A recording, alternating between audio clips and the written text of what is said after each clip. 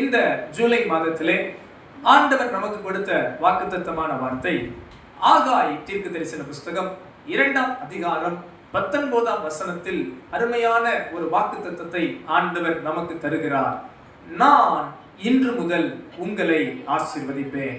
எல்லாரும் சேர்ந்து சொல்லுங்க, நான் இன்று முதல் உங்களை ஆசீர்வதிப்பேன். அன்பானவர்களே, இந்த வாக்குத்தத்தத்தை ஆண்டவர் தரும்போது இஸ்ரவேல் ஜனத்தின் நிலைமை எப்படி இருந்தது தெரியுமா? அவர்கள் சிறைப்பட்டு சிறையிருப்புக்கு பின்பாக திரும்பி தங்கள் சுய தேசத்துக்கு வருகிறார்கள். பாபிலோன் தேசத்திலே அடிமைகளாய் இருந்து அதற்கு பின்பாக சிறையிருப்பிலிருந்து திரும்பி தங்கள் சொந்த தேசத்துக்கு வருகிறார்கள். அங்கு வந்து பார்க்கும்போது நன்மை இல்லை, ஆசீர்வாதம் இல்லை, பிரதிபலன் இல்லை. அவருடைய பிரயாசங்களுக்கு நன்மைகளும் ஆசீர்வாதங்களும் ஒன்றுமே இல்லை. ஒன்றுமில்லாத நிலைமையில், வெறுமையாக்கப்பட்ட நிலைமையில், ஆசீர்வாதங்களை அனுபவிக்க முடியாத நிலைமையில் ஆண்டவர் சொல்லுகிறார், எனது சத்தத்துக்கு செவி கொடுங்கள், என் வார்த்தைக்கு செவி கொடுங்கள், என் ஆலயத்தை கட்டுங்கள், நான் உங்களை இன்று முதல் ஆசீர்வதிப்பேன் என்று வாக்குரைக்கிறார். ஒருவேளை இந்த ஆலயத்தில் இருக்கிற அன்பான தேவ ஜனமே, உங்கள் வாழ்வில் நன்மைகளை நீங்கள் காணாதவர்களா இருக்கலாம், ஆசீர்வாதங்களை அனுபவியாதவர்களா இருக்கலாம், எதிர்பார்த்தது நடக்கவே இல்லையே என்று சோர்ந்து போயிருக்கலாம், எத்தனையோ காரியங்களுக்காக ஜெபித்து நிறைவேறாதது போல் இருந்திருக்கலாம். அநேகருக்கு ஆண்டவர் நமக்கு நன்மைகளை செய்திருக்கிறார், ஆசீர்வாதங்களை தந்திருக்கிறார், கேட்டதையெல்லாம் கொடுத்திருக்கிறார், ஜெபித்தது ஜெபத்தையெல்லாம் கர்த்தர் கேட்டிருக்கிறார். எத்தனை நன்மை, எத்தனை கிருபை, எத்தனை ஆசீர்வாதங்களை நமக்கு தேவன் தந்திருக்கிறார். எத்தனை பேர் என் கூட சேர்ந்து ஆம் என்று சொல்ல முடியும்? ஆமென். கர்த்தர் நன்மை செய்தார். ஆனாலும் சில நேரங்களிலே நமது வாழ்வு இன்னும் ஆசீர்வதிக்கப்படவில்லையே என்று யாராவது கலங்கி ஏங்கி நின்றார். இன்றும் ஆண்டவர் உங்களை பார்த்து சொல்கிறார், நான் இன்று முதல் உங்களை ஆசீர்வதிப்பேன். அன்பானவர்களே, தேவன் தமது ஜனத்தை ஆசீர்வதிக்க பிரியம் கொள்ளுகிறவர்.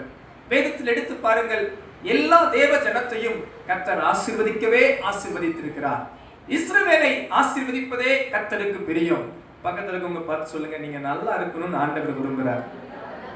அல்லேலூயா. நல்ல வார்த்தை தானே, சிரிச்சுக்கிட்டே சொல்லுங்க, நீங்க நல்லா இருக்கணும்னு ஏசப்பா விரும்புகிறார். அல்லேலூயா. நம்ம நல்லா இருக்கணும் நம்ம சொந்தக்காரங்களே விரும்ப மாட்டாங்க தெரியுமா? சோத்திரம். அல்லேலூயா. நம்ம நல்லா இருந்துட்டா சோத்திரம். தெருவில் இருக்கிறவங்களுக்கு சிலருக்கு பிடிக்காது, சொந்தக்காரங்களுக்கு சிலருக்கு பிடிக்காது. சோத்திரம். கர்த்தர் நல்லது. ஆனால் பாருங்க, நம்ம ரொம்ப நல்லா இருக்கணும்னு ஆண்டவர் ரொம்ப விரும்புகிறேன். என்னென்ன வசனம் சொல்லுது, நாம் அவருடைய பிள்ளைகளாக இருக்கிறோம். அல்லேலூயா. பொதுவாக பாருங்க, பெற்றோர்கள் தான் பிள்ளைகள் ரொம்ப நல்லா இருக்கணும்னு விரும்புவாங்க. எத்தனை பேர் ஒத்துக்கிறீங்க? அல்லேலூயா. பூமிக்குரிய உலக பிரகாரமான பெற்றோர்களே தங்கள் பிள்ளைகள் எல்லாம் நல்லா இருக்கணும், எங்களை காட்டிலே நல்லா இருக்கணும்னு நினைக்கும் போது பரலோக தகப்பன் நம்மளை குறித்து என்னென்ன நினைச்சிருக்கிறார் பாருங்க. நம்ம எல்லாரும் நல்லா இருக்கணும் கர்த்தர் விரும்புகிறார். அல்லேலூயா. இஸ்ரவேலை ஆசீர்வதிப்பதுதான் கர்த்தருக்கு பிரியம்.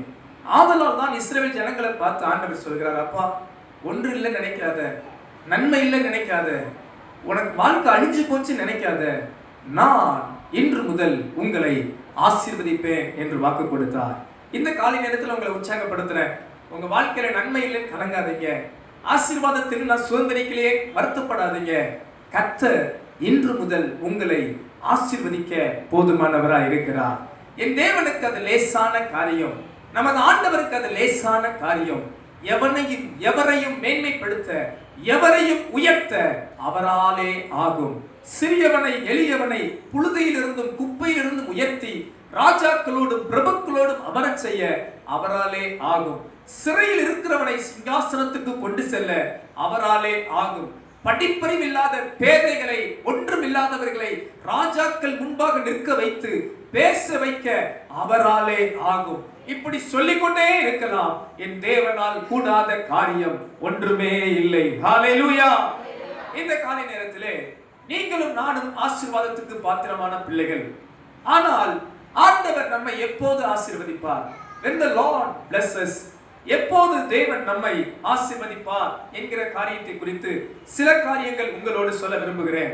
குறிப்பாக ஒரு தேவ மனிதன் வாழ்வில் இருந்து அந்த தேவ மனிதனை ஆண்டவர் எப்போது ஆசீர்வதித்தார், எதனால் ஆசீர்வதித்தார், அவர் வாழ்வில் இருந்து நாம் கற்றுக்கொள்ள வேண்டிய சில பாடங்கள் என்ன என்பதை மாத்திரம் உங்களுக்கு நினைப்பூட்டி உங்களை ஆசீர்வதித்து ஜெபிக்க விரும்புகிறேன். முதலாவது காரியம், ஆண்டவர் எப்போது நம்மை ஆசீர்வதிப்பார்? நாம் பார்க்க போகிற ஒரு தேவ மனிதன் வாழ்வு ஆபிரகாம் வாழ்விலிருந்து பார்க்க போகிறோம். முதலாவது ஒரு காரியம் எடுத்து வாசியுங்கள். ஆதியாகமம் 12ஆம் அதிகாரம் 1 to 4 வசனங்களை கவனியுங்கள்.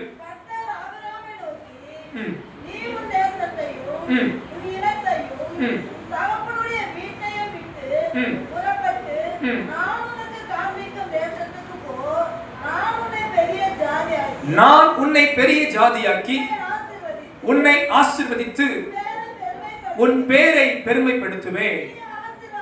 நீ ஆசீர்வாதமாய் இருப்பாய். உன்னை ஆசீர்வதிக்கிறவர்களை ஆசீர்வதிப்பேன், உன்னை சபிக்கிறவனை சபிப்பேன். பூமியில் உள்ள வம்சங்கள் எல்லாம் உனக்குள் ஆசீர்வதிக்கப்படும் என்றார். 4ஆம் வசனம், கர்த்தர் ஆபிரகாமுக்கு சொன்னபடியே அவன் புறப்பட்டு போனான். அல்லேலூயா. அன்பானவர்களே, ஆபிரகாம் என்கிற தேவ மனிதனை ஆண்டவர் ஆசீர்வதிக்க சித்தம் கொண்டார். அவரை அழைத்த போதே, நான் காண்பிக்கிற தேசத்துக்கு போ, நான் உன்னை ஆசீர்வதிக்கவே ஆசீர்வதிப்பேன் என்றார். உன் பேரை பெருமைப்படுத்துவேன் என்றார். நான் உன்னை பெரிய ஜாதியாக்குவேன் என்றார். உன்னை ஆசீர்வதிக்கிறவனை ஆசீர்வதிப்பேன் என்றார். உன்னை சபிக்கிறவனை சபிப்பேன் என்றார். பூமியில் உள்ள சகல ஜாதிகளும் உனக்குள் உன் சந்ததிக்குள் ஆசீர்வதிக்கப்படும் என்று வாக்குரைத்தார். ஆனால் இந்த ஆசீர்வாதங்கள் எல்லாம் ஆபிரகாம் வாழ்வில் உடனே நிறைவேறவில்லை. சொன்ன உடனே நடந்து விடவில்லை. அநேக வாக்குத்தத்தங்களை நாம் பெற்றிருக்கலாம். அநேக வாக்குத்தத்தங்களை ஆண்டவர் நமக்கு தந்திருப்பார். அவைகள் உடனே நிறைவேறாதது போல, உடனே நடக்காதது போல இருக்கும். அவைகள் எல்லாம் எப்போது நிறைவேறும், எப்போது நடக்கும், எதின் முன் நிமித்தம் கர்த்தர் அந்த வாக்குத்தத்தங்களை எல்லாம் நிறைவேற்றுவார். ஆபிரகாம் வாழ்விலிருந்து நாம் கற்றுக்கொள்கிற முதல் காரியம் 4ஆம் வசனம் இப்படியாக வாசித்தோம். கர்த்தர் ஆபிரகாமுக்கு சொன்னபடியே அவன் புறப்பட்டு போனான். முதலாவது ஒரு காரியம், யார் வாழ்வில் கர்த்தர் ஆசீர்வாதத்தை கொடுக்கிறார் என்றால், கீழ்ப்படிகிறவர்களை கர்த்தர் ஆசீர்வதிக்கிறார். The Lord bless those who obey to him. யாரெல்லாம் கர்த்தருக்கு கீழ்ப்படிகிறார்களோ தேவன் அப்படிப்பட்டவர்களை ஆசீர்வதிக்கிறார். கரங்களை அசைத்து ஆமென் சொல்லுங்க. அல்லேலூயா. ஆபிரகாமுக்கு ஆண்டவர் கொடுத்த கட்டளை சாதாரணமானது அல்ல. அவர் அழைத்து சொல்லுகிறார், அப்பா, உன் தேசத்தை, உன் இனத்தை, உன் தகப்பனுடைய வீட்டை விட்டு நான் காண்பிக்கிற தேசத்துக்கு போ. இதுவரைக்கும் உன் இஷ்டப்படி வாழ்ந்த, இப்போ உன் இஷ்டப்படி வாழாம நான் உனக்கு காண்பிக்கிறத செய். காண்பிக்கிற பாதையில போ, காண்பிக்கிற வழியில் இரு, காண்பிக்கிற பாதையில் நட, அப்பொழுது நான் உன்னை ஆசீர்வதிப்பேன் என்றார். கரமையத்தி ஆமென் சொல்லுங்க. அல்லேலூயா. கீழ்ப்படிகிற பிள்ளைகளை கர்த்தர் ஆசீர்வதிக்கிறார். அன்பு பெற்றோர்களே, தாழ்மையா உங்ககிட்ட ஒரு கேள்வி கேட்கிறேன். உங்களுக்கு 4-5 பிள்ளைகள் இருக்கு. இந்த காலத்துல யாருக்கு 4-5 பிள்ளை இருக்கு? ஒன்றை சமாளிக்கவே நமக்கு தாங்கல பாஸ்டர் அப்படின்னு இருக்கு காலம். சரி, 2 பிள்ளைகள் வச்சுக்குவோம், சோத்திரம். 2 பேர் இருக்கிறாங்கன்னு வச்சுக்குவோம். ஒரு பிள்ளை உங்களுக்கு கீழ்ப்படுகிற பிள்ளை, ஒரு பிள்ளை உங்களுக்கு கீழ்ப்படியாத முரட்டாட்டம் பண்ற மோசமான பிள்ளை. எந்த பிள்ளையை நீங்க ஆசீர்வதிக்க விரும்புவீங்க சொல்லுங்க? முரட்டாட்டம் பண்ற பிள்ளையை தான் நான் ஆசீர்வதிப்பேன். அப்படி யாராவது பெற்றோர் இருக்கிறீங்களா? எந்த பிள்ளையை ஆசீர்வதிக்க விரும்புவீங்க? கீழ்ப்படுகிற பிள்ளைகளை தான் நம்ம ஆசீர்வதிக்க விரும்புவோம். ஒரு நல்ல பெற்றோருக்கு குணம் எப்படி தெரியுமா?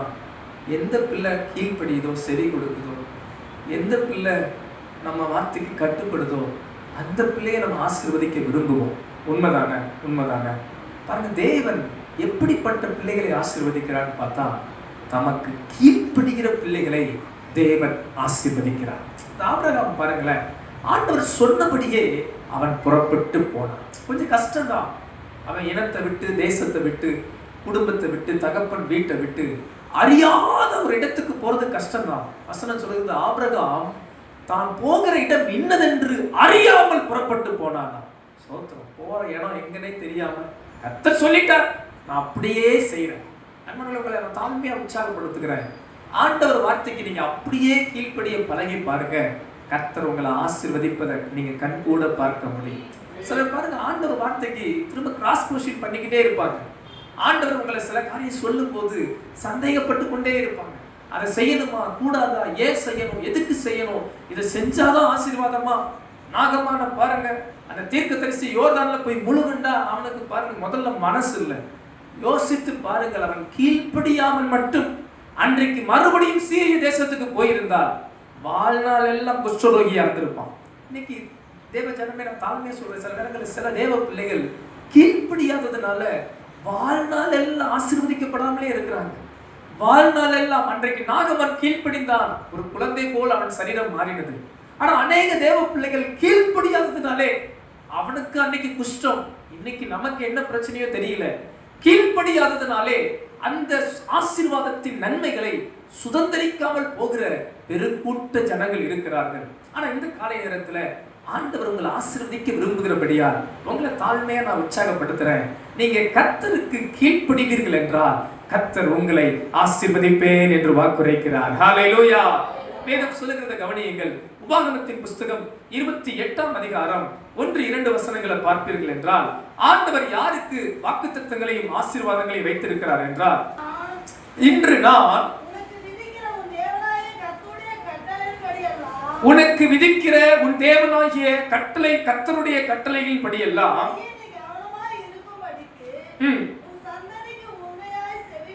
அவர் சத்தத்திற்கு உண்மையாய் செவி கொடுப்பாயானால் உன் தேவனாகிய கர்த்தர் பூமியில் உள்ள சகல ஜாதிகளிலும் உன்னை மேன்மையாக வைப்பார்.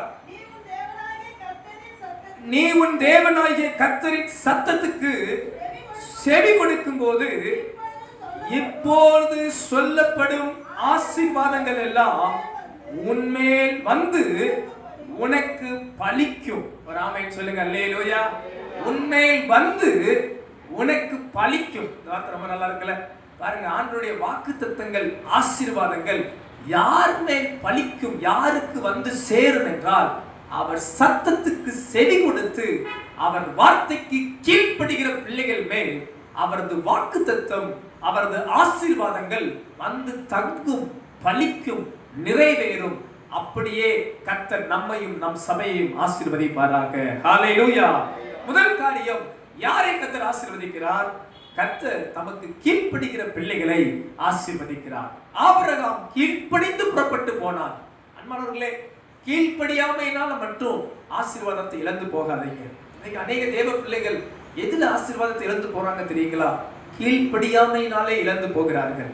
வேதத்துல பார்க்கிறோம், இன்று அவருடைய சத்தத்தை கேட்டால் வனாந்திரத்துல கோபம் முட்டினது போல உங்கள் இருதயத்தை கடினப்படுத்தாதீர்கள். சிலர் பாருங்க, இருதயத்தை கடினமாக்கிக்குவாங்க. ஆண்டவருடைய சத்தம் தொனித்தாலும், அது சம்பட்டியை போல அடித்தாலும், அக்கினியை போல பிளம்பினாலும் இருதயத்தை கடினப்படுத்திக்குவாங்க. இஸ்ரவேல் ஜனங்கள் வனாந்திரத்துல ஒரு வணங்கா கழுத்துள்ள ஜனமா இருந்தது போல, இருதய கடினமுள்ள ஜனமா இருந்தது போல தங்கள் இருதயங்களை கடினப்படுத்திக் கொள்வார்கள். அதான் ஏசு அழகா சொல்றாங்க, வாசற்படியே நின்று கதவை தட்டுகிறேன். இன்னைக்கு எத்தனை முறை கதவு தட்டினாலும் கேட்க மந்தமான செவி போல அநேக தேவ பிள்ளைகள் இருதயத்தை அடைத்துக் கொள்ளுவாங்க. கீழ்ப்படிதல மறுப்பாங்க, செவி கொடுக்க மறுப்பாங்க, இணங்க மறுப்பாங்க. ஆனா நான் தாழ்மையை அவங்களை உற்சாகப்படுத்துறேன், நீங்க எல்லாம் அப்படிப்பட்டவர்கள் அல்ல. நீங்கள் கர்த்தரின் சத்தத்துக்கு செவி கொடுத்து கீழ்ப்படுகிற தேவ பிள்ளைகள். கர்த்தர் உங்களை நிச்சயமாய் ஆசீர்வதிப்பார். ஹல்லேலூயா. பக்கத்துல இருக்கவங்களை பார்த்து சொல்லுங்க, நீங்க கர்த்தருக்கு கீழ்ப்படுகிற பிள்ளைகளா இருப்பதால் ஆண்டவர் உங்களை ஆசீர்வதிப்பார். கீழ்ப்படியாதவர்கள் ஆசீர்வாதத்தை பெற்றுக்கொள்ள முடியாது. கீழ்ப்படுகிற தேவ பிள்ளைகள் கர்த்தரால் ஆசீர்வதிக்கப்படுவார்கள். ஹல்லேலூயா. நான் பல ஊழியர்களோடு பழகிறனால இந்த ஊழியக்காரனுடைய புலம்பல் எனக்கு ரொம்ப தெரியும். சோத்திரம். அல்லேலூயா. நானும் பாஸ்டர் இருக்கிறனால எனக்கு அதிகமாகவே தெரியும். சில ஊழியர்கள் புலம்புறதை பார்த்துருக்கிறேன். கீழ்ப்படியாத விசுவாசிகள் சொல்லி அவங்க கண்ணீர் விட்டதெல்லாம் பார்த்துருக்கேன். சில பாஸ்டர் அழுகுதெல்லாம் பார்த்துருக்கிறேன். இந்த கீழ்ப்படியாத விசுவாசிகளால் அவங்க படுற வேதனையை நான் கண் கூட பார்த்துருக்கிறேன். ஒரு முறை ஒரு இடத்துக்கு போன போது எனக்கு ரொம்ப அது ஆச்சரியமா இருந்தது. ஒரு சபை ஆண்டு விழாவுக்கு நான் போயிருந்தேன். அப்போ அந்த சபை ஆண்டு விழாவில் ஆராதனை முடிஞ்சிச்சு. செய்திக்கு முன்பாக, செய்தி முடிஞ்சிச்சுன்னு நினைக்கிறேன், செய்திக்கு பின்பாக அந்த ஊர் தலைவர் ஒருத்தர் வந்து சில வார்த்தை பேசணும்னு வந்தார். நான் நினைச்சேன், அவர் ஒரு ரட்சிக்கப்படாதவர், ஆண்டவர் அறியாதவர், அவர் பேர் முத்துராமன். நான் அவர் பேரை மறக்கக்கூடாது, ஞாபகம் வைக்கணும், அதுக்காகவே ஞாபகம் வச்சுக்கிட்டேன். அவர் பேர் முத்துராமன். அந்த கிராம ஊராட்சி தலைவர். அவர் வந்தோடனையும் எடுத்தோடனே சொன்னார், விசுவாசிகள் எல்லாருக்கும் ஸ்தோத்திரம். ஸ்தோத்திரம் எனக்கு ஒரு மாதிரி ஆயிடுச்சு. அல்லேலூயா. நம்மாட்கள் ஒருத்தர் பார்த்தா என்ன சொல்ல மாட்டேன்றான்? நீங்களாம் சொல்லிடுறீங்க. சில தேவ பிள்ளைகளை பார்த்தா ஒரு ஆள் பார்த்து விஷ் பண்ணி ஸ்தோத்திரம் சொல்லி சிரிச்சு இது பண்ண மாட்டேன். அவர் ரசிக்கப்படாதார். மைக் எடுத்தனையும் எல்லாரையும் பார்த்து உங்க எல்லாருக்கும் ஸ்தோத்திரம், ஏசப்பா ரொம்ப நல்லவர் அப்படின்றாரு. பார்த்துக்கங்க, எனக்கு தூக்கி வாரி போட்டுருச்சு. நான் நினைச்சேன் இவரை எதுக்கியா கூப்பிட்டு பேச விடுறாங்க நாங்க மனசுல நினைக்கும் போது அவர் சொன்ன வார்த்தை எனக்கு ரொம்ப உற்சாகமாகிடுச்சு. அப்புறம் பாருங்க, அவர் சொன்னார், எங்க கிராமத்துல 50 சபை இருக்கு. எங்க கிராமம்னா சண்டை வெட்டு குத்து சண்டை போட்டுக்கிட்டே இருப்பான். இவங்களுக்கு வழக்கத்துக்கவே நமக்கு நேரம் பார்த்தாரு. இப்ப சபை வந்த பின்னாடி எங்க கிராமத்துல சண்டையே நடக்க மாட்டேங்குது. சோதரன் அவருக்கு ஒரு என்ன கவலை? கிராமத்துல சண்டையே நடக்கல. இப்ப எல்லாரும் ரசிக்கப்பட்டுட்டான், எல்லாம் மனம் திரும்பிட்டான், எல்லாம் கோவப்படுறவனா இல்லை, முரட்டாட்டம் பண்றவனா இல்லை, எல்லாம் ரசிக்கப்பட்டுட்டான். நான் ஏதாவது ஒண்ணு லேட்டா செஞ்சா கூட பரவாயில்ல ஐயா, பரவாயில்ல, நீங்க மெதுவா செய்யுங்க, நாங்க உங்களுக்காக ஜோம் பண்ணிக்கிறேன்னு சொல்றாங்க. என்னால ஐயா எங்களை பார்த்து சொல்றாரு, இன்னும் எங்க கிராமத்துல இன்னும் நிறைய சபையை தொடங்குங்க, ஏன்னா எங்க ஊர்ல எல்லாரும் எப்படி ஆயிட்டாங்க. எனக்கு இது கேப்டனே சோத்திரம். உங்களுக்குலாம் அந்த ஆசை இருக்கா? முதல்ல அவருக்கு ஒரு ரசிக்கப்படாத ஆளுக்கு என்ன ஆசை பாருங்க. சபை வளரணும், சபை தொடங்கணும், இன்னும் சபை கட்டப்படணும் ஆசை இருக்கு. எத்தனை பேருக்கு சபைலாம் வளரணும்னு விரும்புறீங்க? சபை இன்னும் தொடங்கப்படணும்னு எத்தனை பேர் விரும்புறீங்க? அல்லேலூயா. சரி, இது ஒரு பக்கம். அடுத்ததுதான் எனக்கு இன்னும் தூக்கி வாரி போட்டுருச்சு. அவர் பாருங்க, அப்படி சொல்லிட்டு ஒரு வார்த்தை சொன்னார் பாருங்க, ஏசப்பா நம்ம எல்லாருடைய பாவத்துக்காக ஒரே தடவை சிலுவையில மரிச்சிட்டார். அப்பா பரவாயில்லையே, எது பைபிள் படிச்சாரா, எங்க போய் வசனம் கேட்டாரு தெரியலையே. அவர் சொல்லும் போது எனக்கு வார்த்தை பிடிச்சிருச்சு. ஏசப்பா நம்ம எல்லாருடைய பாவத்துக்காக ஒரே தடவை மரிச்சார். ரொம்ப நல்ல ஏசப்பா இல்ல? அது மாதிரி அவர் ஒரு முறை மரிச்சு பாவத்தெல்லாம் சுமந்துட்டாரு. ஊழியக்காரங்க ரொம்ப பாவம். என்னடா என்ன நம்மளை பத்தி ஏதோ சொல்றாரு அப்படின்னு நான் கூர்ந்து கவனிச்சேன். என்ன சொல்றாருன்னு பார்த்தா, ஊழியக்காரங்க பாவம். ஏசப்பா ஒரே முறை பாவம் செஞ்சு சிலுவையில மரிச்சிட்டாரு. நம்ம பாவத்துல விழக்கூடாதுன்னு ஒவ்வொரு நாளும் நமக்கு போராடி பாடுபட்டு நமக்கு அதை செய்யுங்க இதை செய்யுங்கன்னு சொல்றாரு ஊழியக்காரங்க. ஆனா நம்ம தான் கேட்கவே மாட்டேன்றோம் அப்படின்றாரு பாருங்க. சோத்திரம். நான் நினைச்சேன் ஒரு ஆள் முத்துராமன் கிராம தலைவர், அவர் என்ன சொல்ல பாருங்க, ஏசப்பா ஒரே முறை நம்ம பாவத்துக்காக மரிச்சிட்டாரு, நம்ம மறுபடியும் பாவத்துல விழக்கூடாதுன்னு ஊழியக்காரங்க நம்ம வாழ்க்கை நல்லா இருக்கணும் அப்படின்னு என்னென்னமோ சொல்றாங்க. ஆனா நம்ம தான் என்ன பண்ண மாட்டேன்றோம் அப்படின்றாரு. பார்த்துக்கங்க. அப்ப எனக்கு தாழ்மை அவங்களை உற்சாகப்படுத்துறேன். நாம் அப்படிப்பட்டவர்கள் இல்லை, இந்த சிந்தனைக்காக சொல்றேன், உங்க சிந்தனைக்காக சொல்றேன். நீங்க எல்லாம் கீழ்ப்பிடிக்கிற தேவ பிள்ளைகள் தான். ஆனா பாருங்க, அந்த ஒரு சாதாரண மனிதனுக்கு அந்த தெளிவை பாருங்களேன். நாம் கர்த்தருடைய வார்த்தைக்கும் ஆலோசனைக்கும் கீழ்ப்பிடிக்கும் போது ஆண்டவர் நம்மை ஆசீர்வதிப்பார். இந்த காலை நேரத்தில் நான் உங்களை உற்சாகப்படுத்துறேன். நீங்க ஆண்டவருடைய சத்தத்துக்கு கீழ்ப்பிடிக்கிற பிள்ளைகளா இருந்தா உங்க ஆசீர்வாதத்தை எந்த சாத்தானும் தடுக்க முடியாது. எந்த நாசங்கள், மோசங்கள், துன்மார்க்கன், சத்துருக்கள் யாரும் உங்க ஆசீர்வாதத்தை தடுக்கவே முடியாது. எத்தனை பேர் அதை ஒத்துக்கொள்றவங்க எல்லாம் நல்ல கரம் ஏத்து அல்லேலூயா சொல்லலாமா? அல்லேலூயா. கர்த்தருக்கு கீழ்ப்படுகிறவர்களை கர்த்தர் ஆசீர்வதிக்கிறார். இரண்டாவது காரியம், ஆதியாகமம் 12ஆம் அதிகாரம் 8வது வசனத்தை சீக்கிரம் வாசிங்க. பின்பு அவன் அவ்விடம் விட்டு பெயர்ந்து பெத்தேலுக்கு கிழக்கே இருக்கும் மலைக்கு போய் பெத்தேல் தனக்கு மேற்காகவும் ஆயி கிழக்காகவும் இருக்க கூடாரம் போட்டு அங்கே கர்த்தருக்கு ஒரு பலிபீடத்தை கட்டி கர்த்தருடைய நாமத்தை தொழுது கொண்டார். ஒரு ஆமென் சொல்லுங்க. அல்லேலூயா. இரண்டாவது காரியம், யாரை கர்த்தர் ஆசீர்வதிக்கிறார்? எப்போது கர்த்தருடைய ஆசீர்வாதம் வரும் என்றால் ஆராதிக்கிறவர்களை கர்த்தர் ஆசீர்வதிப்பார். The Lord bless those who worship true God. Abraham ஒரு விக்கிரகத்தை வணங்கினவன். வேதம் சொல்லுகிறது, அவன் கல்தேயருடைய பட்டணத்திலே அவன் பல காரியங்களை, அவன் மனிதனால் உண்டாக்கப்பட்டவைகளை வணங்கி கொண்டிருந்தான். கர்த்தர் அவனை அழைத்த பின்பு அவன் பாருங்கள் ஒரு பலிபீடத்தை கர்த்தருக்காக கட்டி கர்த்தருடைய நாமத்தை தொழுது கொண்டான். அல்லேலூயா. அன்பானவர்களே, இந்த காலை நேரத்தில் கர்த்தரை ஆராதிக்கிறவர்களை கர்த்தர் ஆசீர்வதிப்பார். வேதம் சொல்லுகிறது, தம்மை தொழுது கொள்ளுகிற யாவருக்கும் கர்த்தர் ஐஸ்வர்ய சம்பன்னராய் இருக்கிறார். நீங்க ஆண்டவரை முழு மனதோடு, முழு இருதயத்தோடு, முழு ஆத்துமாவோடு கர்த்தரை தொழுது கொள்ளுகிற தேவ பிள்ளைகளா இருந்தால் கர்த்தருடைய ஆசீர்வாதம் உங்கள் மேலும், உங்கள் தலையின் மேலும், உங்கள் சந்ததியின் மேலும் காணப்படும். யோசுவா சொன்னார், நானும் என் வீட்டாருமோ என்றால் கர்த்தரையே சேவிப்போம். அன்பானவர்களே, மெய்யான தேவனை ஆராதியுங்கள். ஜீவனுள்ள தேவனை தொழுது கொள்ளுங்கள். கர்த்தர் ஒருவருக்கே கனத்தை செலுத்துங்கள். வானத்தையும் பூமியையும் படைத்த மெய் தேவனையே தொழுது கொள்ளுங்கள். அவர் ஆவியான தேவனாய் இருக்கிறார். ஆவியான தேவனாய் உலாவிக் கொண்டிருக்கிறார். அவர் நமக்குள்ளே வாசம் பண்ணுகிறார். நமது ஸ்தோத்திரங்களை அங்கீகரிக்கிறார். துதிகளை ஏற்றுக்கொள்ளுகிறார். நமது ஆராதனையில் பிரியப்படுகிறார். ஆபிரகாம் கர்த்தருக்கென்று ஒரு பலிபீடத்தை கட்டி அவரது நாமத்தை தொழுது கொண்டான். ஹல்லேலூயா. இந்த காலையில கர்த்தருடைய நாமத்தை தொழுது கொள்ள வைராக்கியம் கொள்ள வேண்டும். கர்த்தருடைய நாமத்தை உயர்த்த வைராக்கியம் கொள்ள வேண்டும். வேத வசனம் சொல்லுகிறது, அவரது நாமத்துக்குரிய கனத்தை அவருக்கு செலுத்துங்கள். எத்தனை பேர் ஆமென் சொல்ல முடியும்? அவரது நாமத்துக்குரிய கனத்தை அவருக்கு செலுத்துங்கள். ஆண்டவர் கேட்கிறார், நான் பிதாவானால் என் கனம் எங்கே? பாத்தீங்கன்னா இந்த உலக பிரகாரமா இந்த பெரிய பெரிய தலைவர்களுக்கு சில பதவி இருக்கும். அவங்களை அறிமுகப்படுத்தும் போது அவங்க பதவியை சொல்லி நீங்க அறிமுகப்படுத்தலன்னா என்ன பண்ணுவாங்க தெரியுமா? என்ன பண்ணுவாங்க? ரொம்ப கோச்சுக்குவாங்க தெரியுமா? அவங்க இதுல பாருங்களேன், சில பார்த்தீங்கன்னா பத்திரிகையில பேர் எழுத போகும்போது கூட அவங்க படிச்ச படிப்புல என்ன பண்ணுவோம்?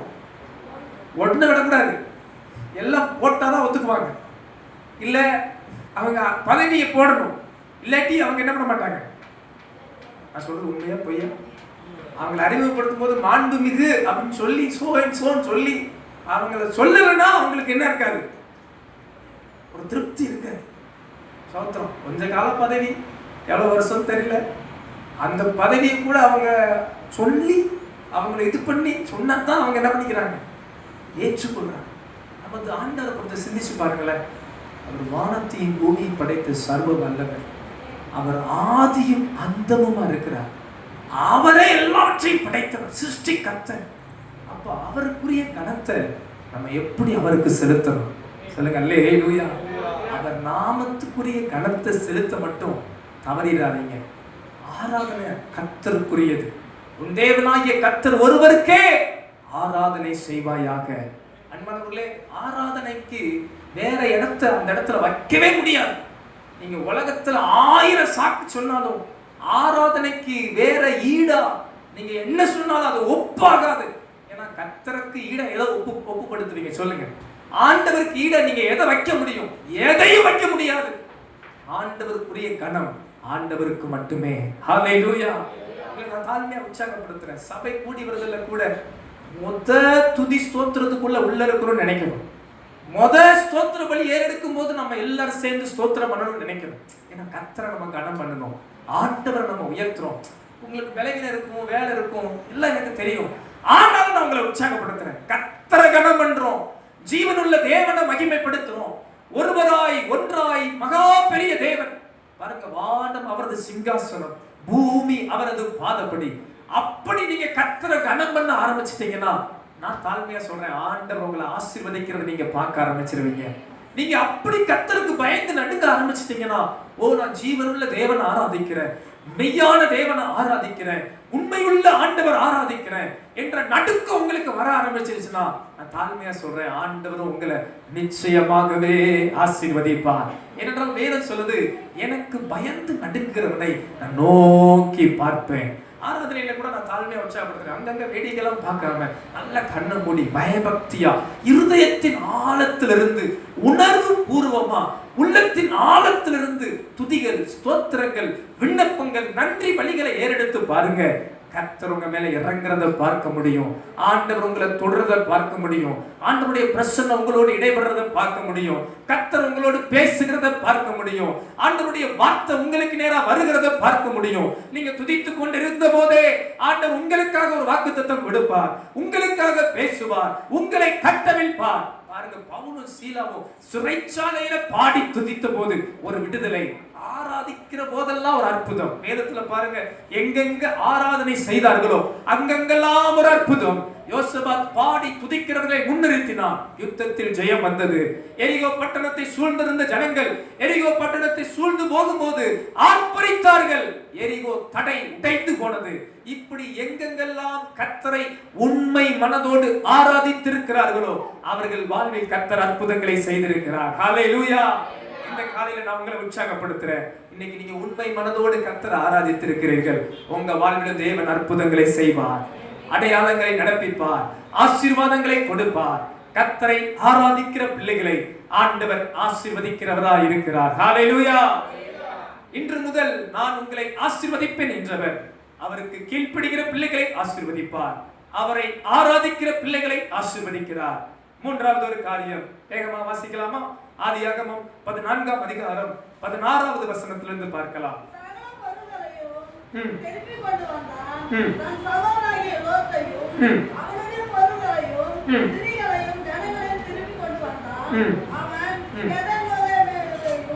பதினெட்டாம் வசனத்திலிருந்து வாசிக்கமா?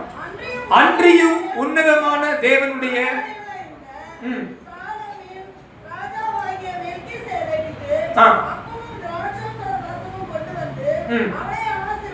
அவனை ஆசீர்வதித்து வானத்தையும் பூமியையும் உடையவராகிய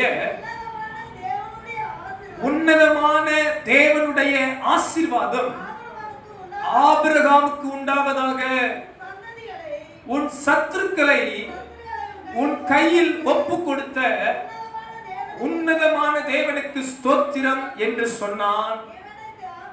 இவனுக்கு ஆபிரகாம் எல்லாவற்றிலும் தசமபாகம் கொடுத்தான். ஒரு ஆமென் சொல்லுங்க. அல்லேலூயா. ஆபிரகாம் வாழ்விலிருந்து கற்று வருகிறோம். தேவன் யாருடைய வாழ்வை ஆசீர்வதிக்கிறார், எப்படிப்பட்டவர்களை ஆசீர்வதிக்கிறார்? ஆபிரகாம் கர்த்தருக்கு கீழ்ப்படிந்தான், ஆசீர்வதிக்கப்பட்டான். ஆபிரகாம் கர்த்தருடைய நாமத்தை தொழுது கொண்டான், ஆசீர்வதிக்கப்பட்டான். இந்த இடத்திலே ஆபிரகாம் ஒரு யுத்தத்தை முடித்து வருகிறான். வரும்போது அங்கே கர்த்தருடைய ஆசாரியன் வருகிறான், உன் கர்த்தருடைய ஊழியன் வருகிறான். உன்னதமான தேவனுடைய ஆசாரியனாய் இருந்த மெல்கிசேதேக்கு அப்பமும் திராட்சைரசமும் கொண்டு வந்து ஆபிரகாமுக்கு கொடுத்து அவனை ஆசீர்வதித்து வானத்தையும் பூமியையும் உடையவராகிய உன்னதமான தேவனுடைய ஆசீர்வாதம் ஆபிரகாமுக்கு உண்டாவதாக என்று சொன்னான். இந்த காலை நேரத்திலும் இங்க இருக்கிற ஒவ்வொருவரையும் பார்த்து சொல்லுகிறேன், வானத்தையும் பூமியையும் உடையவராகிய உன்னதமான தேவனுடைய ஆசீர்வாதம் இங்கிருக்கிற ஒவ்வொருடைய தலையின் மேலும் தங்குவதாக. அல்லேலூயா. அப்போது இந்த ஆபிரகாம் என்ன செய்கிறான் தெரியுமா? அவன் தனக்கு உண்டான எல்லாவற்றிலும் கர்த்தருக்கென்று தசமபாகம் கொடுத்தான். ராமேன் சொல்லுங்க. அல்லேலூயா. மூன்றாவது காரியம், எப்படிப்பட்ட வாழ்வு கர்த்தரால் ஆசீர்வதிக்கப்படுகிறது?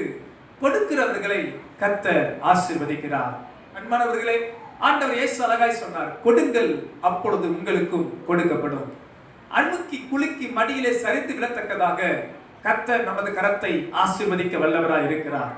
சம்பாதிக்கத்தக்க பலன் தருகிறவர் ஆண்டவரே. நாம் கொடுப்பது கர்த்தருக்கென்று கொடுக்கிறோம். எதை செய்தாலும் மனுஷருக்கென்று செய்யாமல் கர்த்தருக்கென்றே செய்யுங்கள் என்று வேதம் சொல்லுகிறது. கொடுக்கிற கரங்களை கர்த்தர் ஆசீர்வதிக்கிறார். தாராள குணமுள்ள ஆத்துமா, உதார குணமுள்ள ஆத்துமா செழிக்கும் என்று வசனம் சொல்லுகிறது. பாருங்க, ஆண்டவருக்கு என்று கொடுப்பதிலே ஒரு உற்சாக இதயம் வேண்டும். உற்சாகமாய் கொடுக்கிறவரிடத்தில் கர்த்தர் பிரியமாய் இருக்கிறாரா? அன்பானவர்களே, கர்த்தருடையதை கர்த்தருக்கு கொடுக்க வேண்டும்.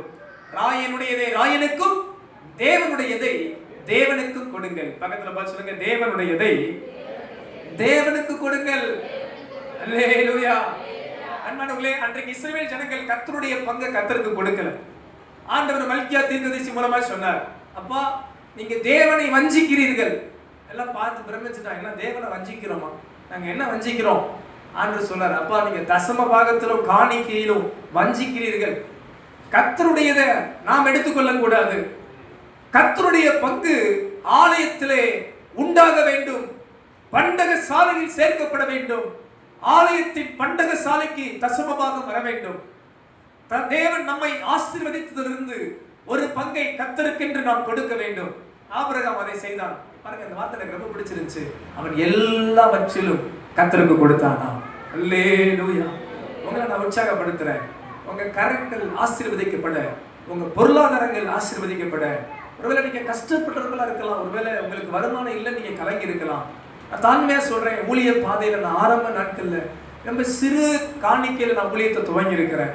அப்ப இருந்து நான் கர்த்தருக்கு கொடுக்கிறேன், இன்றைக்கும் நான் கர்த்தருக்கு கொடுக்கிறேன். ஆண்டவர் என் கரத்தை என் தேவைக்கு தக்கதாக என்னை ஆசீர்வதித்து நடத்தி வருகிறார். உங்களை நான் உற்சாகப்படுத்துறேன்.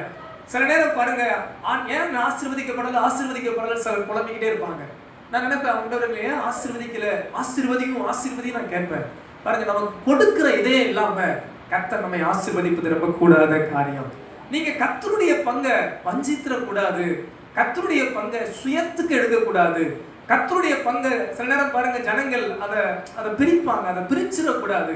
கர்த்தருடைய பங்கு கர்த்தருக்கு, அதை கர்த்தருக்கென்றே செலுத்துகிற இதயம் நமக்கு என்றென்று வேண்டும். ஹல்லேலூயா. கரமே சொல்லுங்க, தேவனுடையது தேவனுக்கு. ஹல்லேலூயா. நான் உற்சாகப்படுத்துறேன். உங்களுக்கு ஆண்டவர் நல்ல வருமானம் கொடுக்கும்போது முதல் பங்கை கர்த்தருக்கு என்று எடுத்து வையுங்க. நான் அதான் செய்யறேன். என் ஊழிய பாதையில ஆண்டவர் எனக்கு தருகிற வருமானத்துல முதல் காணிக்கை கர்த்தருக்கு தான். இந்த மாதம் நான் முதல் காணிக்கை ஆண்டவருக்காக ஸ்தாபனத்துக்கு நான் எடுத்து வைப்பேன். சில ஊழியரை தாங்குறேன். இன்னைக்கு இந்த மாதம் ஜூலை 12/5 நினைக்கிறேன், நான் ஒரு பாஸ்டருக்கு நான் ஒரு சின்ன உதவி வைப்பேன் எடுக்குவேன். நான் அவருக்கு எப்பயும் போல 12:5 நான் லேட்டா ஜோம் பண்ணிட்டு படுத்தனால 1ஆம் தேதி நான் லேட்டா அவருக்கு 12 மணிக்கு மேல நான் காணிக்கை அனுப்புனேன். அவர் பார்க்கல போல 2 நாள் கழிச்சு போன் அடிக்கிறார், பாஸ்டர் என்ன இவ்வளவு பெர்ஃபெக்டா இருக்கிறீங்க, 12 மணிக்கு காணிக்கை அனுப்புறீங்க. நான் ஒரு தீர்மானம் அப்படி எடுத்திருக்கிறேன். முதல் பங்கு நான் எனக்குன்னு ₹1 செலவு பண்றதுக்கு முன்னாடி முதல்ல கர்த்தருக்கு ஆண்டவருக்கு கொடுத்துதான். அப்படின்னா நீங்க என்ன பண்ணலாம், ஒருவேளை நீங்க உடனே கொடுக்கறதுக்கு வழி இல்லாட்டி கூட முதல்ல அதை எடுத்து வச்சு ஆண்டவருக்கு கொடுத்து நீங்க செலவு பண்ணி பாருங்க. உங்க வாழ்வில கர்த்தர் நலமானதை செய்வார், நன்மையானதை செய்வார். ஒரு ஊழியக்காரங்க சொன்ன ஒரு சாட்சி, ஒரு பாஸ்டர் அவங்க சபையில கொடுக்கிற காணிக்கையை ஜோமணி எடுப்பாங்களாம். தசமபாக கவரெல்லாம் ஜோமணி எடுப்பாங்களாம். நாங்கள் அப்படிதான் செய்வோம். ஒவ்வொரு தசமபாக கவர் காணிக்கையை பார்க்கும்போது ஆண்டவரே பிள்ளைகளை ஆசீர்வதிங்கன்னு ஜோம் பண்ணுவோம். அப்படி அவங்க ஜோமணி எடுக்கும்போது ஒரு கவர்ல ஒரு காணிக்கை இருந்துகிட்டே இருக்குமா, மாசம் தவறாதான். அது அவங்க பேரு அவங்க எழுதியிருப்பாங்களா, அந்த பேரே உங்களுக்கு புரியாதான். அவங்க கொஞ்சம் எண்ணிக்கையில பெரிய சபை, அதனால அவங்க கண்டுபிடிக்க முடியாது. இந்த கவரை யாரு போடுறானே தெரியலையே, பேரு புரிய மாட்டேங்குது. அப்படின் போது யாரும் வயசானவங்க தான் போட்டிருக்கிறாங்க, படிப்பறிவு இல்லாதவங்க தான் போட்டிருக்கிறாங்க. ஏன்னா பேர் சரியா எழுதலைன்னா அவங்களுக்கு கொஞ்சம் கல்வி அறிவு கம்மியா இருந்திருக்கும்ல. அப்போ யாரோ கொஞ்சம் அவங்களுக்கு பேர் எழுத தெரியாதவங்க தான் போட்டிருக்கிறாங்க. அப்படின்ற பாஸ்டமா ஜோம் பண்ணிட்டு இந்த அம்மாவை பிடிச்சிடணும், இது யாருன்னு பாத்துடணும், ஆண்டவரே இவங்களை யாருன்னு காமிச்சிருங்க, இவங்க யாருன்னே தெரியலையே, இவங்களை காமிச்சிருங்க, இவங்களை நான் ஒரு நாள் ஆசீர்வதித்து ஜெபிக்கணும், இவங்களை ஒரு நாள் ஆசீர்வதித்து நான் ஜெபம் பண்ணணும் அப்படின்ட்டு நாங்க நினைச்சுக்கிட்டே இருந்தாங்களாம்.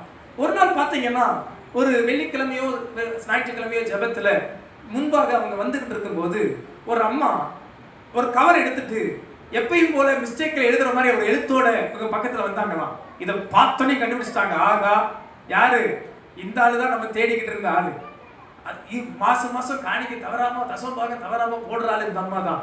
இன்னைக்கு நம்ம பார்த்துக்கிட்டே இருந்தவங்க பிடிச்சு பேசணும் அப்படின்னு அவங்க வேகமா வந்து பாஸ்டர்மா அப்படின்னு கையை பிடிச்சுக்கிட்டாங்களாம். கையை பிடிச்சுக்கிட்டு பாஸ்டர்மா ஏசப்பா எவ்வளவு நல்லவர் தெரியுமா பாஸ்டர்மா அப்படின்ட்டாங்களாம். என்னம்மா அப்படி சொன்னீங்க, சொல்லுங்க. நான் ஒரு வடக்கடை போட்டு வியாபாரம் பண்றேன். ஆண்டவர் எனக்கு கொடுக்கறதுல இருந்து நான் தசமபாகம் கொடுப்பேன், வடக்கடையில இருந்து நான் தசமபாகம் கொடுப்பேன். பாத்தீங்கன்னா போன மாசம் என் பக்கத்திலேயே ஒருத்தருக்கு ஒரு பெரிய கடையை கட்டிட்டான் பாஸ்டர்மா, பெரிய நைட்டு கேட்லாம் போட்டு பெரிய கடையா வச்சுட்டான். எப்படி இருக்கு பாஸ்டர்மா, நான் சின்ன கடை சும்மா ரோட்டோரமா உட்காந்து வியாபாரம் பண்றேன். என் பக்கத்துல அவன் என்ன பண்ணிட்டானா, பெரிய கடை லைட்டிங்லாம் போட்டு, இப்போ அப்படின்னா ஓடுவாங்க மக்கள், வெளியே டெக்கரேஷன் பார்த்தாலும் ஓடுவாங்க.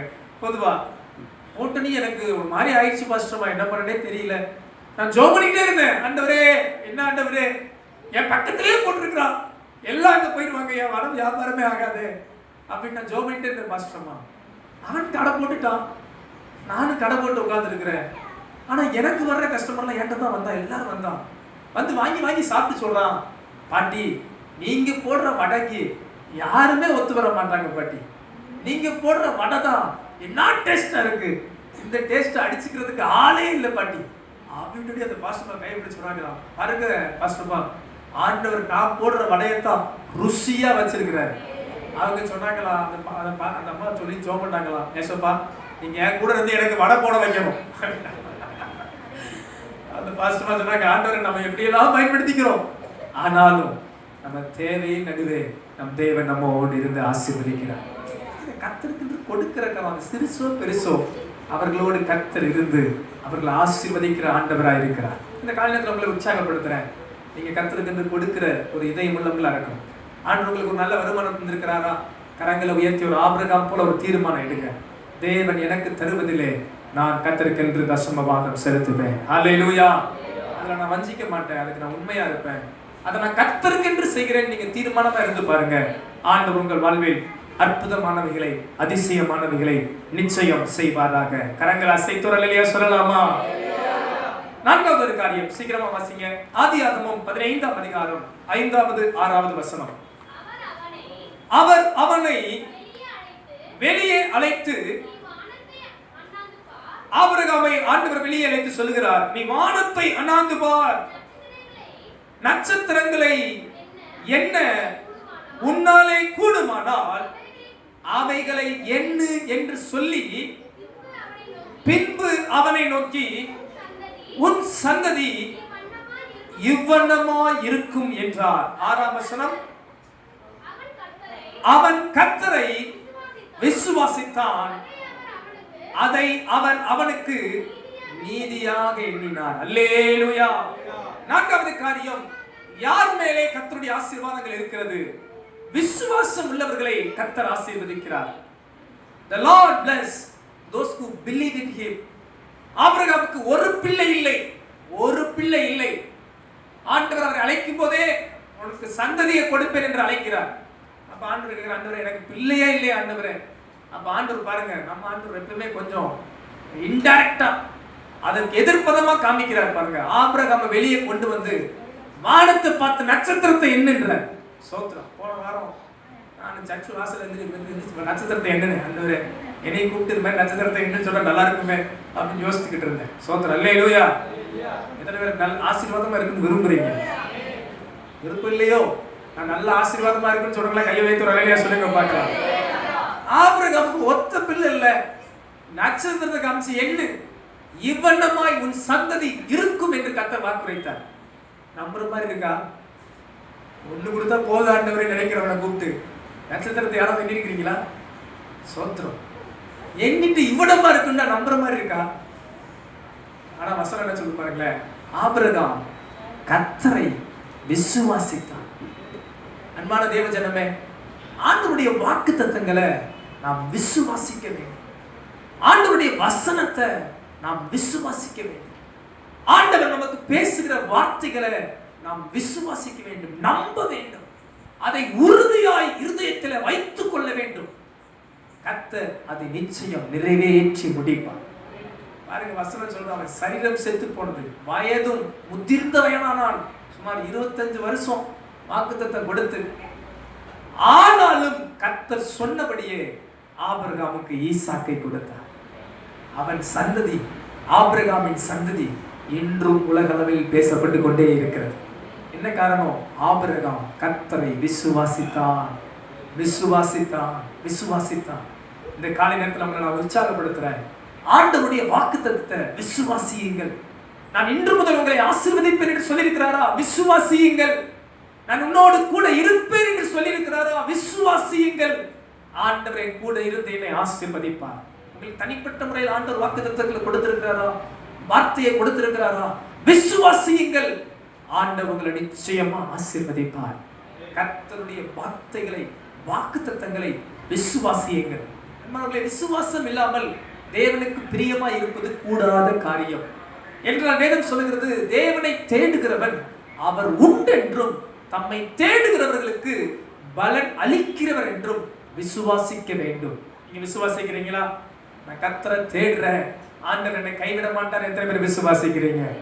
இன்னைக்கு நான் ஆலயத்துக்கு வந்திருக்கிறேன், என்னை ஆண்டவர் ஆசீர்வதிப்பார். எத்தனை பேர் விசுவாசிக்கிறீங்க?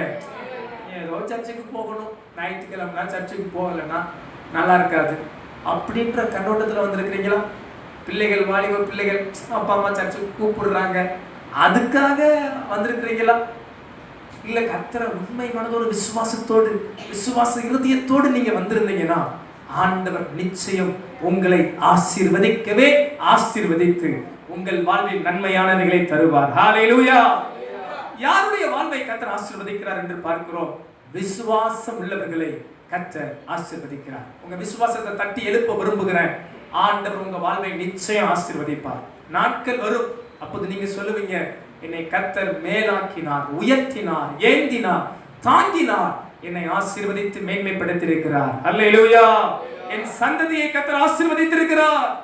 என்று சொல்லத்தக்க அளவுக்கு தேவன் உங்களையும் உங்கள் குடும்பத்தையும் நிச்சயம் ஆசீர்வதிப்பார். ஆபிரகாம் விசுவாசித்தான், பெற்றுக்கொண்டான். நீங்களும் விசுவாசித்தால் பெற்றுக்கொள்வீர்கள். கரம் ஏற்றி சொல்லுங்க, நான் விசுவாசிப்பேன், பெற்றுக்கொள்ளுவேன். சத்தமா சொல்லுங்க, நான் விசுவாசிப்பேன், பெற்றுக்கொள்ளுவேன். நீ சத்தத்தை ஏற்றி நான் விசுவாசிப்பேன், பெற்றுக்கொள்ளுவேன். ஹalleluya. கடைசி ஒரு காரியம், ஆபிரகாம் வாழ்வை கர்த்தர் ஆசீர்வதிக்க அவரிடத்தில் காணப்பட்ட காரியம். ஆதியாகமம் 18ஆம் அதிகாரம் 22ஆம் வசனம் 23ஆம் வசனம். அப்பொழுது அந்த புருஷர் அவ்விடம் விட்டு சோதோமை நோக்கி போனார்கள். ஆபிரகாமோ பின்னும் கர்த்தருக்கு முன்பாக நின்று கொண்டிருந்தான். அப்பொழுது ஆபிரகாம் சமீபமாய் சேர்ந்து துன்மார்க்கனோடே நீதிமானையும் அழிப்பீரோ என்று கேட்டான். அல்லேலூயா. அன்பானவர்களே, ஆபிரகாம் வாழ்விலிருந்து தேவன் நம்மை எப்போது ஆசீர்வதிப்பார் என்பதை பார்க்கிறோம். முதல் காரியம், கீழ்ப்படுகிறவர்களை கர்த்தர் ஆசீர்வதிப்பார் என்று பார்த்தோம். ஆராதிக்கிறவர்களை கர்த்தர் ஆசீர்வதிப்பார். ஆராதனை மட்டும் விட்டே விடாதீர்கள். சபை கூடி வருதலை ஒரு நாளும் ஒருபோதும் விட்டு விடாதிருங்கள். ஆராதிக்கிறவர்களை கர்த்தர் ஆசீர்வதிப்பார். மூன்றாவது, கர்த்தருக்கென்று கொடுக்கிறவர்களை கர்த்தர் ஆசீர்வதிப்பார். விசுவாசம் உள்ளவர்களை கர்த்தர் ஆசீர்வதிப்பார். கடைசி ஒரு காரியம், ஆபிரகாமின் இடத்தில் நாம் கற்றுக்கொள்ள வேண்டிய ஒரு காரியம், ஆத்தும பாரம் உள்ளவர்களை கர்த்தர் ஆசீர்வதிப்பார். The Lord bless those who have a burden for soul. The soul winner, ஆத்துமாக்களை ஆதாயம் பண்ண விரும்புகிறவர்களை கர்த்தர் ஆசீர்வதிப்பார். இந்த இடத்திலே ஆண்டவர் சோதம் கொமோரா என்கிற பட்டணத்தை அழிக்க போகிறார். ஏனென்றால் அந்த பட்டணத்தின் பாவம் பெருகி விட்டது, அவர்களுடைய அக்கிரமங்கள் பெருகி விட்டது. ஆண்டவர் அதை ஆபிரகாமுக்கு மறைக்காமல் சொன்னார், நான் இந்த பட்டணத்தை அழிக்க போகிறேன் என்று சொன்னார். ஆபிரகாம் கைகொட்டி சந்தோஷப்படவில்லை. அழிக்க ஆண்டவரே, அழிங்கன்னு சொல்லல. மாறாக ஆண்டவர்கிட்ட கேட்கிற, ஆண்டவரே, துன்மார்க்கனோடே ஒரு சில நீதிமான்கள் அங்கு இருப்பார்களே, அவர்களையும் அழிப்பீரோ?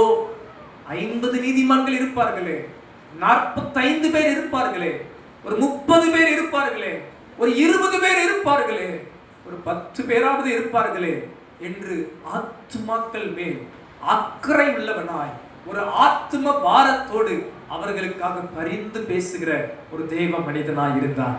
இந்த காலை நேரத்தில் நான் உங்களை உற்சாகப்படுத்துகிறேன். நமக்கு தெரியும், வேதவசனம் சொல்லுகிறது, இந்த வானமும் பூமியும் ஒரு நாள் அழிந்து போகும். வேதத்துல நம்ம பார்க்கிறோம், சத்தியத்தை நம்ம அறிஞ்சிருக்கிறோம். யாரு பேரெல்லாம் ஜீவ புஸ்தகத்தில் இருக்கோ அவங்க நித்திய ஜீவனை சுதந்திரிப்பார்கள். யார் பேரெல்லாம் ஜீவ புஸ்தகத்தில் இல்லையோ அவங்க நித்திய ஆக்கினைக்குள்ளாக போகிறார்கள்.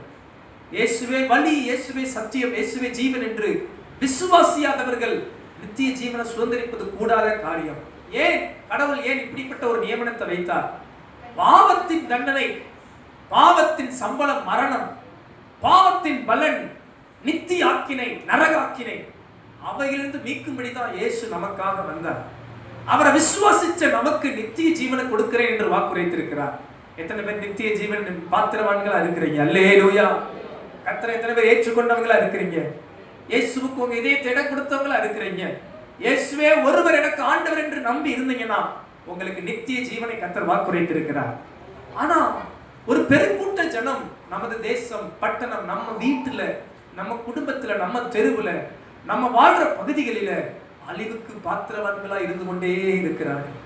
அவர்கள் மேல ஒரு ஆத்தும பாரத்தோடு அவர்களுக்கு நற்செய்தியை சொல்லி, ரட்சிப்பை சொல்லி, சுவிசேஷத்தை சொல்லி, ஆண்டவருடைய அன்பை சொல்லி அவங்க மேல நம்ம எவ்வளவு பேர் பாரத்தோடு இருந்திருக்கிறோம். இந்த காலை நேரத்தில் ஆவியானவர் நம்ம எல்லாரையும் பாரப்படுத்துவாராங்க. நம்ம பெற்ற அந்த ரட்சிப்பு, நம்ம பெற்ற சமாதானம், நம்ம பெற்ற விடுதலை, நமக்கு இருக்கிற அந்த நம்பிக்கை, இன்றைக்கு நான் மரித்தாலும் பரலோகம் போவேன் என்ற நம்பிக்கை எத்தனை பேருக்கு இருக்கும்? ஒரு முறை நான் ஊழியத்துக்கு போகும்போது நாங்கள் ஊழியம் செஞ்சுக்கிட்டு இருந்தோம். அப்போ நாங்கள் யதார்த்தமாக தெரிஞ்சவங்க பேசிக்கிட்டு இருக்கும் போது ஒருத்தவங்கிட்ட கேட்டேன், அம்மா நம்மலாம் செத்தா எங்கே போவோம்னு தெரியுமாம்மா? பரலோகம் போயிடலாமா, நரகம் போவோமாம்மா? ஃபர்ஸ்ட் இப்படி கேட்டேன். நமக்கு பரலோகம் நரகம் தெரியுமா? இருக்கா? எல்லாரும் தெரியும், எல்லா மார்க்கத்தாருக்கும் தெரியும், சொர்க்கம் இருக்கு, நரகம் இருக்கு. ஆமா, சொர்க்கம் இருக்குன்னு சொல்லுவாங்க ஐயா, நரகம் இருக்குன்னு சொல்றாங்க ஐயா. அப்படின்னு நான் கேட்டேன் சிரிச்சுக்கிட்டே, தப்பா நினைச்சுக்காதீங்கம்மா, நம்ம வாழ்க்கை முடிஞ்சா எங்க போவோம் அப்படின்னு கேட்டேன். நம்ம பண்ற பாவத்துக்கு சொர்க்கத்துக்கா போக போறோம், எங்கதான் போக போறோம், நரகத்துக்கு தான் ஏன் போக போறோம் அப்படின்ட்டாங்க அந்த அம்மா சிரிச்சுக்கிட்டு. நான் சொன்னேன், உங்களுக்கு சொர்க்கத்துக்கு போறதுக்கு வழி சொல்லட்டுமா? இயேசு நமது பாவங்களுக்கு பரிகாரியாய் வந்து விட்டார். அல்லேலூயா. பாருங்க, அவங்களுக்கே தெரியுது, ஐயோ நான் பண்ற பாவத்துக்குலாம் எங்கதான் போக வேண்டியது இருக்கு, நரகத்துக்கு போக வேண்டியது இருக்குன்னு கலங்குறாங்க. நம்ம நித்திய ஜீவனுக்கான பாதையை காண்பிப்போம். நம்ம கூட வேலை பார்க்கிறவங்க, நண்பர்கள், உறவுகள், ஆண்டவர் அறியாத பிள்ளைகளுக்கு கிறிஸ்துவின் அன்பை காண்பிப்போம். ஆபிரகாம் அப்படி இருந்தார், ஆத்தும பாரத்தோடு இருந்தார். ஆதலால் அவர் வாழ்வு ஒரு ஆசீர்வதிக்கப்பட்ட வாழ்வாய் இருந்தது. இந்த காரணத்தில் உங்க எல்லாரையும் உற்சாகப்படுத்துறேன். உங்களை ஆண்டவர் நித்திய ஜீவனுக்காக முன்குறித்திருக்கிறார். இந்த ஆலயத்தில் உட்கார்ந்து இருக்கிற சிறு பிள்ளைகள் முதற்கொண்டு வயதானவர்கள் வரை உங்களை இயேசுவின் நாமத்தில் ஆசீர்வதித்து சொல்றேன், நீங்க நித்திய ஜீவனை மட்டும் இழந்துடக்கூடாது. இயேசுவை உறுதியா பற்றி கொள்ளுங்க, இயேசுவை விசுவாசிங்க, உங்க உள்ளத்துல இயேசுவுக்கு இடம் கொடுங்க. அவரே மெய் தேவன், அவரே ரட்சகர், நானே வழியும் சத்தியமும் ஜீவனும் என்று சொல்லியிருக்கிறார். இந்த ரட்சிப்பு அநேகருக்கு சொல்லுங்க, நண்பர்களுக்கு சொல்லுங்க. வெட்கப்படாதீங்க, இயேசுவுக்கு வெட்கப்படாதீங்க. நரகத்துல போய் அந்த அழுதுகிட்டு, ஐயோ நீ எனக்கு சொல்லாம விட்டுட்டியப்பா அப்படின்னு உங்க பேரை சொல்லி, சுகுல் பிரதர் எனக்கு சொல்லாம விட்டுட்டீங்களே பிரதர் அப்படின்னு உங்க ஃப்ரெண்ட்ஸ் உங்களை பார்த்து புலம்புறதை காட்டிலும், இன்னைக்கு நரகத்தில் போய் விழுந்த வேதனைப்படுறதை காட்டிலும், பரலோகத்துக்கு வந்து ஐயோ ஃப்ரெண்டு சுகுல் பிரதர் நீங்க எனக்கு சொன்னனால இன்னைக்கு நான் பரலோகத்தில் இருக்கிறேன் அப்படின்னு உங்களை பார்த்து சொன்னா எப்படி இருக்கும்? அந்த பாக்கியத்தை கர்த்தர் நம் மூலமா அநேகருக்கு கொடுக்க விரும்புகிறார். ரட்சிப்பை கொடுப்போம். ஆத்தும பாரத்தோடு அடைந்து போகிற ஆத்துமாக்களுக்கு சுவிசேஷத்தை சொல்லுவோம். கர்த்தர் நம் மூலமாய் ஒரு கூட்ட ஆத்துமாக்களை ரட்சிப்பார், ஒரு கூட்ட ஆத்துமாக்களை தொடுவார். அப்படி நீங்க செய்யும் போது கர்த்தர் உங்களையும் ஆசீர்வதித்து நடத்துவார்.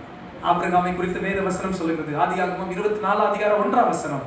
கர்த்தர் ஆபிரகாமை சகல காரியத்திலும் ஆசீர்வதித்திருந்தார். அவன் முதிர் வயதாயிட்டான், ஆனாலும் பாருங்க வசனம் சொல்லுது, கர்த்தர் ஆபிரகாமை சகல காரியத்திலும், எனக்கு ரொம்ப பிடிச்சிருந்துச்சு, சகல காரியத்திலும். எத்தனை பேர் இன்னைக்கு சகல காரியத்தில் ஆசீர்வாதமா இருக்குன்னு நினைக்கிறீங்க? சிலர் ஆசீர்வாதம்னா பணம் மட்டும் நினைச்சுக்குவாங்க. இங்க பாருங்க ஆண்டவர் என்ன சொல்றாரு, ஆபிரகாமை எப்படி ஆசீர்வதிக்கிறாரா? எல்லாத்திலும். சொல்லுங்க பக்கத்துல வசனம், எல்லாத்திலும் ஆசீர்வாதமா இருக்கும். சோதரர் அல்லேலூயா. சர்ச்சிட்டே சொல்லுங்க, நீங்க எல்லாத்திலும் ஆசீர்வாதமா இருக்கணும் அப்படின்னா எல்லாத்திலும் ஆசீர்வாதமா இருக்கணும். அல்லேலூயா. சகல காரியத்திலும் கர்த்தர் ஆபிரகாமை ஆசீர்வதித்திருந்தார். இந்த 5 காரியம் உங்களுக்கு சுருக்கமா சொல்லியிருக்கிறார். இந்த வார்த்தையை உங்க உள்ளத்துல வைத்துக்கொண்டு அதன்படி நடந்து பாருங்கள். ஆண்டவர் ஆபிரகாமை சகல காரியத்திலும் ஆசீர்வதித்தது போல உங்களையும் சகல காரியத்திலும் கர்த்தர் ஆசீர்வதிப்பாராக. ஆண்டவர் வாக்கு கொடுக்கிறார், நான் இன்று முதல் உங்களை ஆசீர்வதிப்பேன்.